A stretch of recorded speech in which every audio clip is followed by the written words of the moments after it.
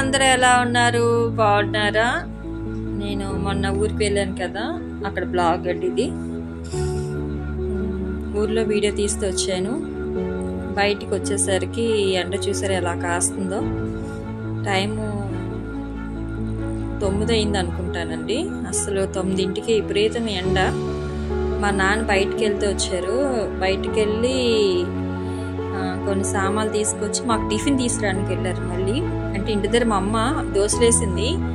అయినప్పటికీ మా నాన్న అక్కడి నుంచి ఎప్పుడు వెళ్ళినా సరే బయట మళ్ళీ టిఫిన్ తెస్తూ ఉంటారు. ఇంట్లో టిఫిన్ చేసినా బయట టిఫిన్ మా కోసం తెస్తూ ఉంటారు అనమాట. అదిగో అవి ఏంటని చూసాం. బోండాలు తీసుకొచ్చారు.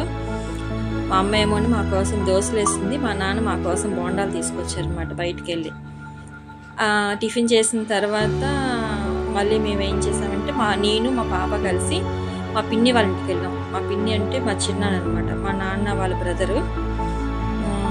ఆ చిన్నాన్న వాళ్ళ ఇంటికి వెళ్ళాం. బాబాయ్ అనొచ్చు, కానీ నేను బాబాయ్ అని పిలవలేను, ఎందుకంటే నాకు చిన్నాన్ననే అలవాటు.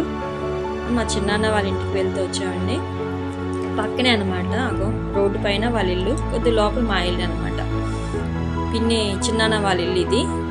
చిన్నాన్న కరోనాలో మాకు దూరం అయ్యారు. ఆ కరోనా చాలామంది జీవితాల్లో తారుమారు చేసిందండి. అది మా కుటుంబంలో కూడా తీరని లాస్ చేసింది. అది ఎవరంటే మా చిన్నాన్న. మా చిన్నాన్ని పోగొట్టుకున్నాం. మా చిన్నాన్న ఫోటో అక్కడ ఉంది. మేము ఎప్పుడు ఆంధ్ర వెళ్ళినా సరే మా చిన్నాన్న ఒక్క పూటైనా భోజనానికి పిలిచేవారు. రామ్మ ఈరోజు ఇక్కడ తినేసి వెళ్ళిపోదురు అని చెప్పేసి. అలాంటిది మా చిన్నాన్న లేకపోయేసరికి చాలా బాధేసింది. అది మా చిన్నాన్న మా కుటుంబానికి ఒక పెద్ద దిక్కు అనమాట. ఆ కరోనా వల్ల ఆ పెద్ద దిక్కుని మేము కోల్పోతూ వచ్చాము. అది తీర్చలేని బాధ, అసలు ఎవరు తీర్చలేనిది. అలాంటి మా చిన్నాన్న లేకపోయినా మా పిన్ని మాత్రం మమ్మల్ని ఆదరించకుండా మానలేదు. మా పిన్ని కూడా మా చిన్నాన్న ఎలా అయితే చూసుకునేవారో అలాగే మా పిన్ని కూడా మమ్మల్ని చూసుకుంటుంది. ఎప్పుడొచ్చినా సరే మా పిన్ని మమ్మల్ని పిలిచి ఆ ఇంట్లో ఒక పూట భోజనం చేసి పంపుతుంది. ఆ ప్రకారంగానే ఈసారి కూడా ఫంక్షన్లని వెళ్ళినా సరే, లేదమ్మా ఈరోజు ఇక్కడే తినేయండి అని చెప్పేసి ఆ రోజు మా కోసం వంట చేసి ఇంటికి తీసి పంపింది. అది ఏంటంటే పాయసం చేయమని చెప్పింది. వరుస పాయసం అంట, అది పరవన్నం, వరుస పరవన్నం. అదే అక్కడ మా నాన్న బియ్యం తీసుకొచ్చి అక్కడ దొరుకుతున్నాయి, రుచి రైస్ అనమాట. అవి తీసుకొచ్చి అక్కడ చేసిందనమాట మా పిన్ని. చేసి అమ్మ ఇక్కడే చేసి అని చెప్పేసి అంటే వెళ్ళి చేసి వచ్చాను. ఉట్టి ఆ పరవన్నం మాత్రమే నేను చేశాను, మిగతావన్నీ వాళ్ళే చేశారండి.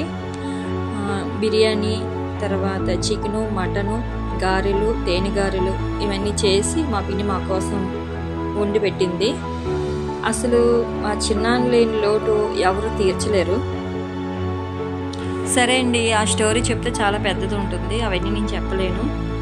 ఇంకా చిన్నాన్న గురించి చెప్తే ఒక రోజంతా కూడా చాలదు. సర్లేండి, అయిపోయింది, జరిగింది ఏదో జరిగిపోయింది.